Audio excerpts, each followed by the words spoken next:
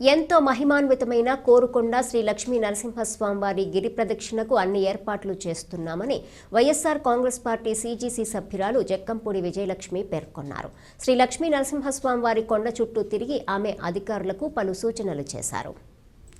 కోరుకొండ శ్రీ లక్ష్మీ నరసింహస్వామివారి ఆలయంలో గిరి ప్రదక్షిణ ఏర్పాట్లపై నిర్వహించిన పాత్రికేయుల సమావేశంలో జక్కంపూడి మాట్లాడుతూ కోరిన కోర్కెలు నెరవేర్చే శ్రీ లక్ష్మీ నరసింహస్వామివారి దివ్యక్షేత్రంలో ఈ నెల 15వ తేదీన ఉదయం 9:32 గిరి ప్రదక్షిణకు అన్ని ఏర్పాట్లు చేయటం జరిగిందన్నారు.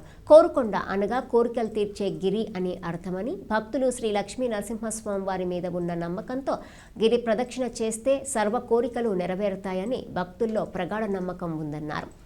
శ్రీ లక్ష్మీ నరసింహస్వామివారి అనుగ్రహం పొందటానికి, ధర్మబద్ధమైన కోరికలు నెరవేర్చుకోవటానికి శ్రీ మహావిష్ణు వసించే అశ్వత్థ వృక్ష పత్రమును ముడుపుతో పాటు ఓం నమో భగవతే శ్రీ లక్ష్మీ నరసింహాయ నమః మంత్రం జపిస్తూ గిరి ప్రదక్షిణ చేస్తే అనంతమైన పుణ్యం లభిస్తుందన్నారు.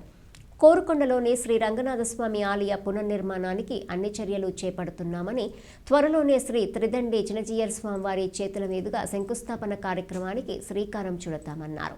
స్వామివారి గిరి ప్రదక్షిణ కార్యక్రమంలో అధిక సంఖ్యలో భక్తులు పాల్గొనాలని కోరారు.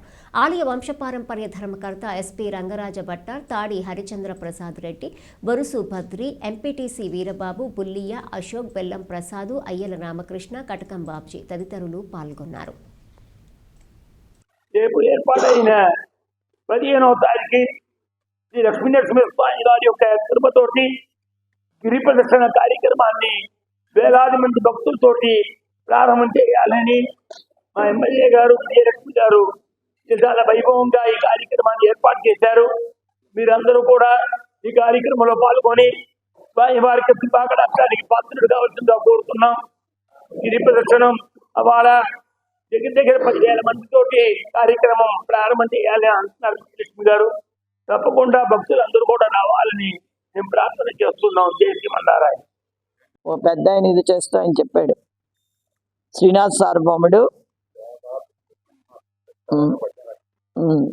చెప్పి, ఇది అంటే దీనికి సంబంధించినటువంటి శాసనం కూడా మనకు లభ్యమైంది. 1443 సంవత్సరంలో లక్ష్మీనేశ్వరంలో దొరికినటువంటి శాసనంలో ఈ విషయం ఉంది. అంచేత ఖచ్చితంగా ఇది వేదాలతో కొలువుతున్నటువంటి క్షేత్రం ఇది.